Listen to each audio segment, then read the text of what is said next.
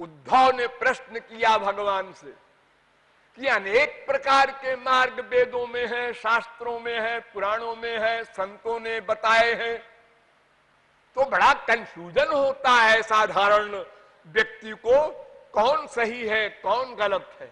आप निराकरण कीजिए, क्योंकि आपके सिवा और कौन वेद का ज्ञाता है।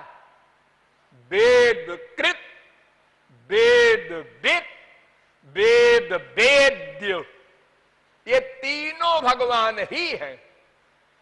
वेद को प्रकट करने वाले, वेद का वास्तविक अर्थ जानने वाले, और कोई नहीं जान सकता। ब्रह्मा नहीं जान सका। तेने ब्रह्म हृदय आदि कवये मुह्यन्ति यत् सूरया। बड़े बड़े सूरी मोहित हो जाते हैं वेद के अर्थ ज्ञान के प्रति। ब्रह्मा नहीं समझ सका। जब भगवान ने अपनी पावर दी तब समझ में आया वेद का अर्थ। ये अलौकिक वाणी है। वेदा ब्रह्मात्म विषया अनंत पारम गंभीरम दुर्विगाह्यम समुद्रवत। क्या बीमारी है? जैसे हमको कोई बीमारी हो जाए पीलिया की, सब पीला पीला दिखता है, ऐसे ही वेद को पढ़ने वाले जो बड़े बड़े विद्वान हैं, छोटे मोटे नहीं, बड़े बड़े योगींद्र मुनींद्र, स्पिरिचुअल पावर वाले, उन्होंने भी वेदों को पढ़ा कि मैं समझ लूंगा, नहीं समझ सके।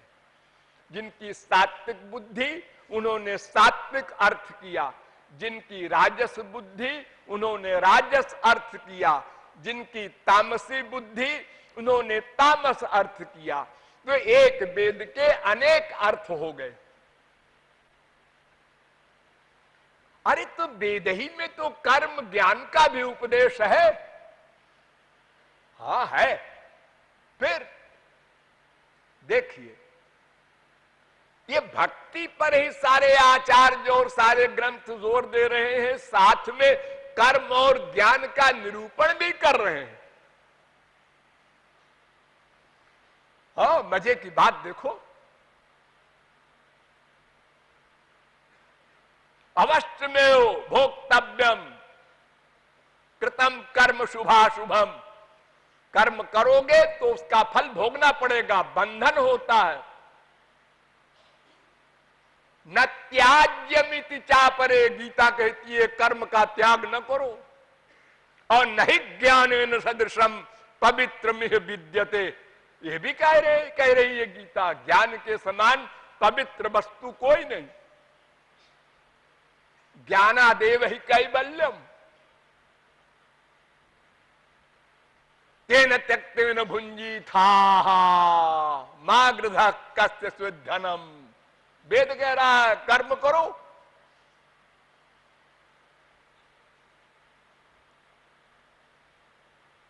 अच्छा, रामायण से समझ लीजिए।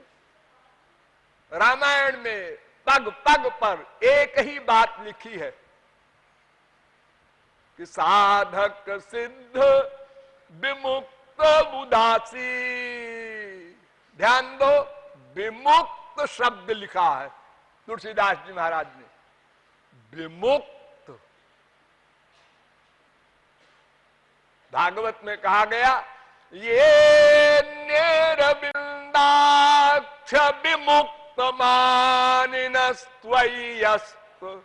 भावाद विशुद्ध बुद्धया आरुह्य कृच्छ्रेण परम पदम ततः पतन्त्यधोनादृत युष्मदंघ्रया। तो साधक सिद्ध विमुक्त उदासी, कवि कोविद कृतज्ञ सन्यासी, योगी शूर सुतापस ज्ञानी, ज्ञानी भी आ गया, और धर्म निरत कर्मकांडी भी आ गया, और पंडित विज्ञानी ताराई ना बिनु से ये मम स्वामी राम नमामि नमामि नमामि। बारी मथे बरु होई घृत सिकताते बरु तेल।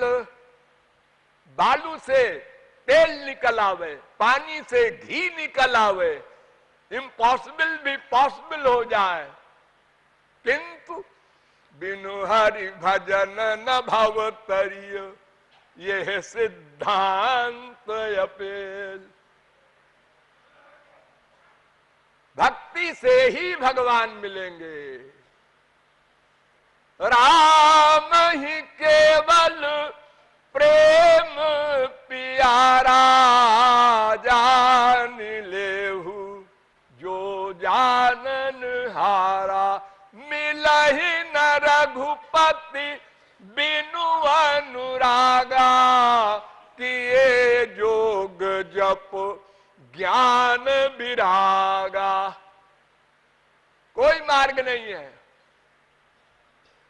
नेम धर्म आचार तप योग यज्ञ जप दान भेषज मुनि कोटिन करिय रुज न जाहि हरियान। उसकी दवा ये सब नहीं है। रघुपति भक्ति सजीवन मूरी, ये दवा है।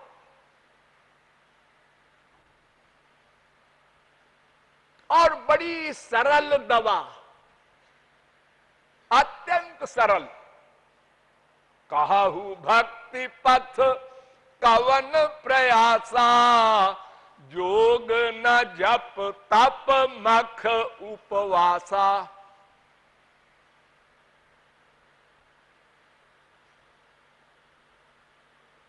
तो भक्ति ही एकमात्र मार्ग है, ऐसा सभी मतवादी कह रहे हैं, वेद से रामायण तक। अब फिलॉसफी से समझिए, किसी भी मार्ग का निर्णय 5 प्रकार से होता है। दर्शन शास्त्र के द्वारा समझा रहे हैं, ध्यान देना। प्रथम अन्वय। अन्वय माने जिससे लक्ष्य की प्राप्ति होना निश्चित हो। दूसरा व्यतिरेक, जिसके बिना लक्ष्य प्राप्ति न हो सके। तीसरा, वो मार्ग अन्य निरपेक्ष है या नहीं, यानी किसी और की भी अपेक्षा करता है या स्वतंत्र है। चौथा, उसमें सार्वत्रिकता है कि नहीं, वो सर्वत्र सबके लिए सुगम है कि नहीं। पांचवा, वो मार्ग सबके लिए है या कोई खास खास अधिकारी है, सनातन है या कुछ काल का है। ये तमाम बातों का उत्तर अगर कोई सही सही पा जाए तो समझ ले कौन सा मार्ग सही है।